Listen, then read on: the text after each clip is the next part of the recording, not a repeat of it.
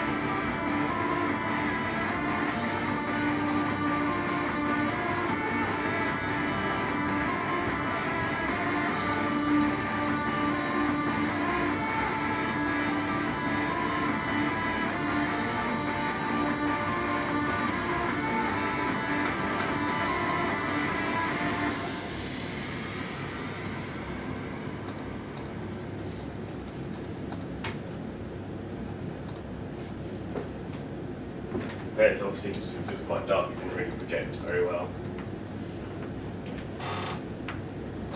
I'll just get my presentation up.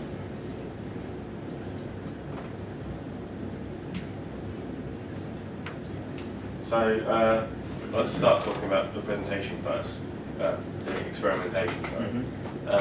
In terms of how it helped to explore different techniques to, represent sound in a way that I hadn't really experimented with before, so it's nice to do a bit of variety. I thought a lot more about the image between sound, how it looks, and how to portray it in a different way, and looking a lot more at the finer details, things like timing, and the pace of it, and kind of making really small intricate changes. Also about not being quite so literal, because there are still some in the experiments you can see that are fairly literal, but I think I developed it a bit more. I stopped being quite so literal and a bit more abstract, and thinking more about kind of how the sound felt, which you can see in the end product. I'll talk about that a bit later. You can see a lot of the elements within the product are actually kind of from what I learned during the experiments. A a lot about the shape and using a central focal point, circular. Also, some of the experiments with different forms of media using the mark making, I've tied that into a couple of parts of the projection. Centralized imagery, it really helped with the projection because I needed to be quite mobile with the projector, so I didn't have to measure the person, the height, so I could put the projector from anywhere, and it would fit onto the person's body, so I could just move it. That's why it was that kind of central image. And obviously, like I said before, it helps developing a strong sense of timing, which you can see, like I kind of developed through all my experiments. Like the mark making one was a lot more stop motion, but it was all, I actually went through the music tablature to see the different note changes, and that's why I actually animated the marks too.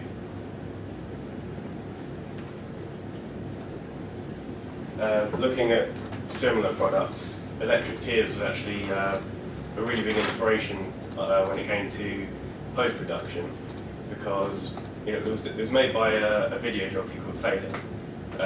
Does a lot of live music stuff, but it's really simplistic, similar to mine in places, in the way that it used a really small, simple animation for projection. In this case, it would be like the tears, and he was able to.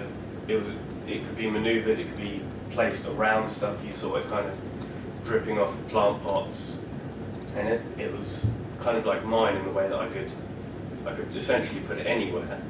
But there are also some more complex parts, things like telephone pylon, and as you can see down the tunnel where certain segments have been lit up, and it changed according to the music, just kind of electronic music, and that was a bit more detailed. I couldn't have done that quite as easily because that would have required more measurement, like to specifically fit it to the objects. It also used a similar environment, being like cold and industrial, and a lot of it was just urban in the streets. And there's a lot of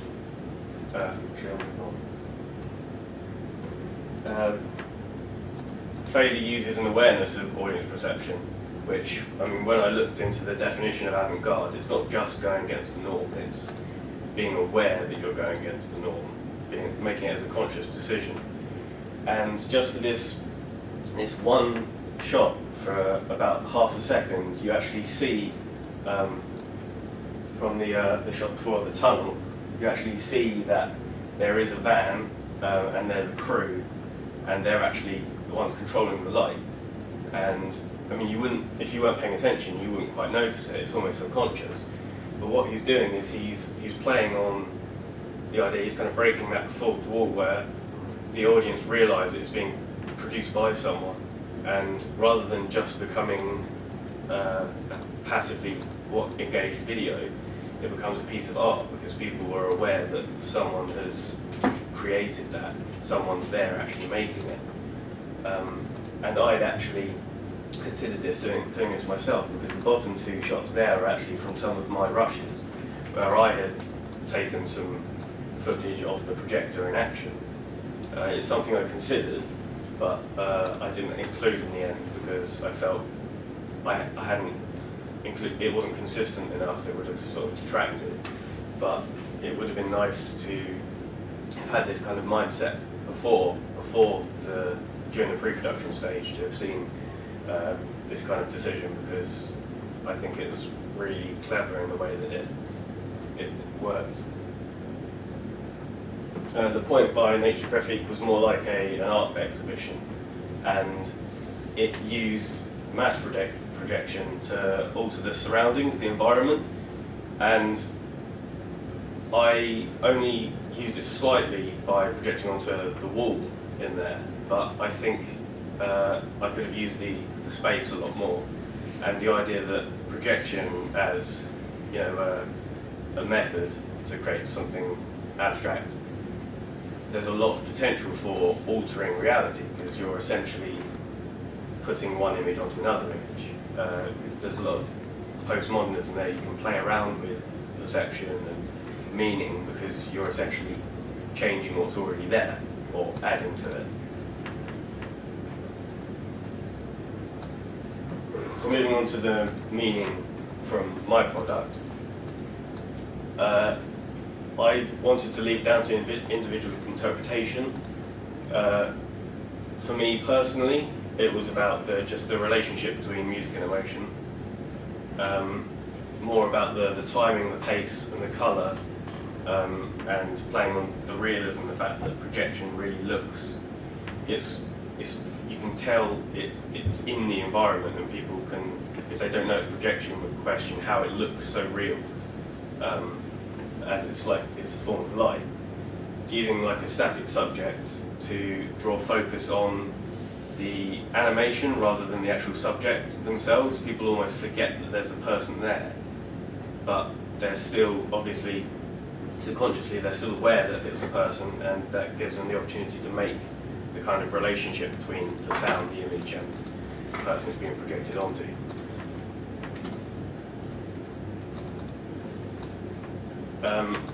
There are some connotations of things like control, inner turmoil, infection, and some form of connection through the shadow. Now, because I used an organic process when actually filming, the shadow was just came out of nowhere, but it was ominous and looming when we were actually in the room because of the lighting coming from the floor. So we decided to film some of that, and in the end what it did was it gave a really good opportunity to merge kind of elements between something that was non-organic and something more organic, and because the idea was to be abstract and to encourage individual interpretations, people were free to make their own kind of relationships. Using the location, there were people could draw connotations from things like capitalism and industrialization, again bringing the relationship between those kind of themes of control and things like that. I wanted people to be able to kind of draw their own opinions from it. I use a lot of juxtaposition between the dark setting and the light, but other videos I've seen kind of use more like a lot cleaner environments, but I don't think I would have been able to do that with projection myself, because obviously balancing the lighting correctly for people to be able to see it. So in terms of using projection, as I said before, it made the animation itself look more natural. There are some really good examples, like obviously the top left one, of something an individual just placed onto a person, but obviously that was a lot more detailed. To take it further, whilst I think that it was good for this instance, would require some programming knowledge to be able to do the individual measurements, to perhaps run a program that scans the object you want to put it onto, and make it fit like exactly. There's also a lot of interactive projections at museums I've seen, where, for example, someone can walk across like typography, and the typography gets projected onto the wall, kind of it's picking out their body shape. And this is something you could also use within a video production, because I think it's interesting that you're actually doing it live on the set rather than in post-production. The fact that using this programming knowledge with projection means you're, as I said before, affecting the environment. You can actually do it there and then, rather than just saying, oh, I'll do it in post, and it looks a lot more realistic. There's also a lot of really interesting future potential for projection in terms of altering the environment, because I've seen Mr. Beam, which is the two at the top there, being able to have essentially a showroom and change the entire environment. The egg project at the bottom, you can see, was actually made for designers to be able to use a computer to alter like the colours and all the aspects of furniture before that they then produce it. So I think there's a lot of potential for using projection. Obviously it's quite an old technique, but it's really interesting to see what's being done now with it when you start to combine like computer engineering and programming into it. So looking at mine retrospectively, I think I did a good job of using timing and creating that kind of relationship between image and sound within the animation. Balancing the lighting in a very dark environment, I wasn't very confident with it, but you can't really see on the projection, but on the screen or on a television screen you can easily pick out the subject and the animation, and the background is quite well balanced, which I was quite pleased with, and there wasn't any grain at all, which obviously the easiest way would have been to have turned up the thing that I've now forgotten what it's called. And obviously, yeah, applying the projection within that environment. I found some of the images within the projection itself were better than others, because I found I was focusing on, I broke the music down into the changes of tempo, and I spent more time on some than others, and I was a little bit too literal with animations like the heart, things like that. Like I said before, I didn't use the space as well as I could. The nature graffiti did a much better job. If I looked at that during post, I probably would have liked to have planned something, but it would have required a much bigger projector as well, I think, to take the entire environment, because the space was quite small and closed. I could have layered the projection with pure animation to try and trick the viewer into thinking, you know, what's real, what's not. There's some elements of that in there already, and arguably the static character can get a bit boring, but the idea originally was to go filming it in an organic process was to have the subject do some interpretive movements, even just crossed arms and then unfolding them, anything during the changes of tempo. But we found that I wanted to focus more on the animation and the music, the tempo and the representation of that done through the projection than actually the subject itself, which is why I wanted to rely more on the camera work to keep things interesting and change the tempo. Did it meet the brief? I think it did. I used an experimental production technique. It's at broadcast quality, and yeah.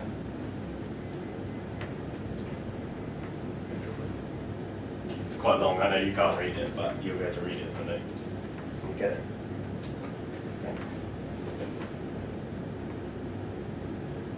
Question? Wow. I'm going to put it out to everybody. Any questions? Yeah. Do you feel you could have achieved something different if working with an actual live client? I think having a subject would have given me more of a direction, rather than having created the animation with the idea being specifically related to the music, rather than a story or a specific subject, and then filming there and then, and creating that meaning myself, creating something more abstract. Having a client, I think I would have been more selective with what I was doing. That again, I would have perhaps tied the space in depending on what the client had wanted, and I probably would have been more motivated to push some form of meaning that obviously they would have been looking for. I'm not sure if you did mention it, but what would you maybe do differently if you had a chance for the final piece? I'd probably look into using multiple projections, perhaps using some larger ones, because obviously it was quite small. I'd have to visit the location a couple of times and actually perhaps take measurements and start marking down places to have the projector, because like I said, it's quite complicated to use the programming to fit it to scale. But if you had some kind of awareness before you came, you could measure it and see where you could fit the projector and how the scale would work for then when you're creating the projection. Would you maybe think of combining post-production animation with projection? Yeah, like I said, I think that was something I thought I could have done, but I think if I was to do it, I would have had to have made some kind of planning to fit it in beforehand. I've just got two questions. One sort of in the primary overlaps the second question. What was the location that was It was a boiler Urban. room. industrial? Yeah, it was a boiler room at Chichester train station. Right. It's down there, so you've got like the pipes and the valves in the background and kind of dirty white paint brick. Well, it just wasn't immediately noticeable. No, I know. I think if I wasn't trying to be so abstract, I would have come up with some kind of meaning to the location, a bit more obvious if there was a story. But it was more about the fact that it was dark and it was cold, more about the connotations that people could get from it, and then establish their own meaning. And the fact that it was such a dark space with access to lighting meant it I really wonder was if, about- yeah, I mean, I wonder if some very low-level red lighting or something would have maybe given us Yeah. more of an impression of the location, and That light could have like been focused away from Yeah, the body. that's So the it. body's still within Residual. that darkness. Yeah. residual lighting. The So- other thing as well is that it strikes me as being that perhaps if you knew in hindsight that you were going to be projecting onto an irregular surface that, and moreover a human shape, Yeah. would it have been possibly or possible to start to, within your animation, define the contours of that shape, and maybe Yes. rely on the contours or the outline of the shape very loosely, obviously, because you don't want to confine yourself because it is supposed to be abstract, but it might have been interesting to incorporate the chin in some way, and there'd be some part of the animation that features around the chin area, or with, and like you say, the heart, as literal as it is, I think it worked, but it could have been smaller and actually been located in the correct position. Yeah, no. I'd originally had some ideas about perhaps as the pace increases, almost like the white square you see at the beginning, perhaps like lots of them running up the person's arm and that kind of like swarming and taking over and a lot more. What I got from it was the white squares. Obviously, you are trying to, the way I see it, metaphorically speaking, you're trying to replicate the pulse of the music with the pulse of a human body. I mean, that's what I read. I'm glad that there was an interpretation of it that it actually sounds like it has some deep meaning. You're right, especially the first statement was I broke down the elements of the song and I took the guitar sound you hear at the beginning and that's timed with the movement of the square, and then obviously the other elements are So- just separate. Because were you trying to synchronise the pulsing with the actual rhythm Yes, rather than more than say the person.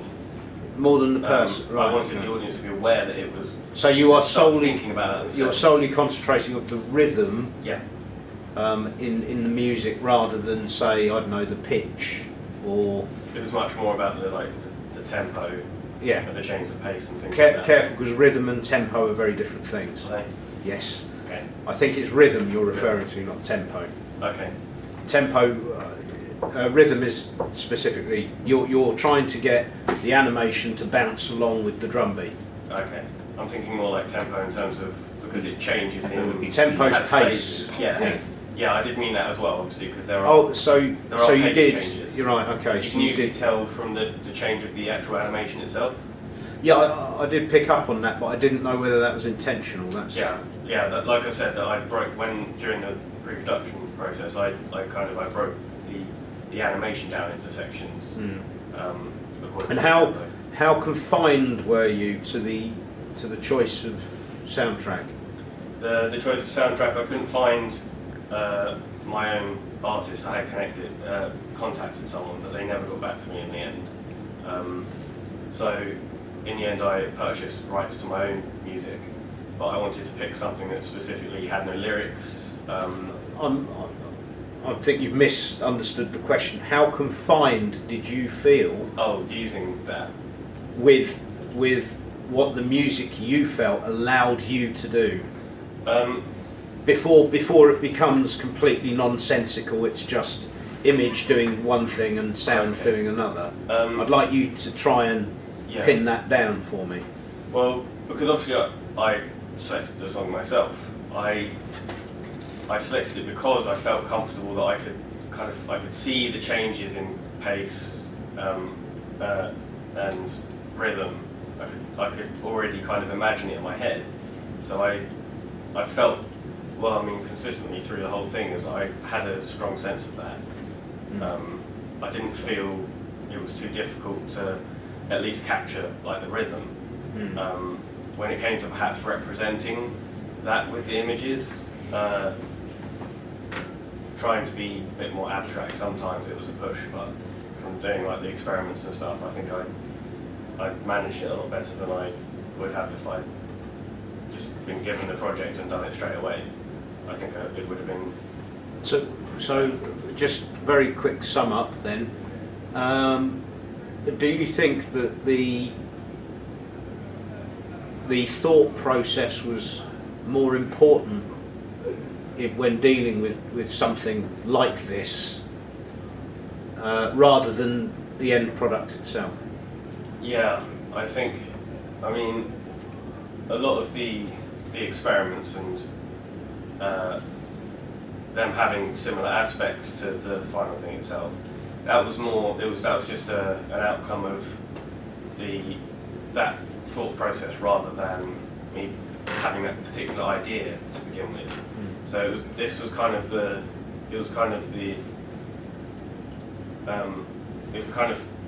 feel I was getting from my understanding of like the visual representation throughout, rather than particularly necessarily the end. So you felt in your mind that you'd conceptualised it in your mind right at the outset before? I think I didn't have a specific like concept, but it was more about So you didn't see parts of the sequence in your mind, No, right? but I developed an understanding of understanding the timings and things like that, Right. Okay. so I could make the most out of it when it came to coming up with an idea. Right. So you thought in a logistical Yeah. sense rather than a. That's yeah, what I that's took saying the to me. approach of breaking it down in terms of. Okay. No, that's fine. I'm going to have to kind of Yeah, wrap sure. it up so Sorry. we can manage. I did want to, because I haven't had a little go. There was, it's been really interesting actually hearing the evaluation of that, because I haven't spoken to you so much about the meaning of the product, much more about the technical aspects of it. Production of it. I think it's slightly unfortunate that your evaluation kind of concluded with a lot of technical. Aspects, and I am much more interested in the meaning. I think it's very interesting that you've moved from audio and visual to a physical, and probably more so than.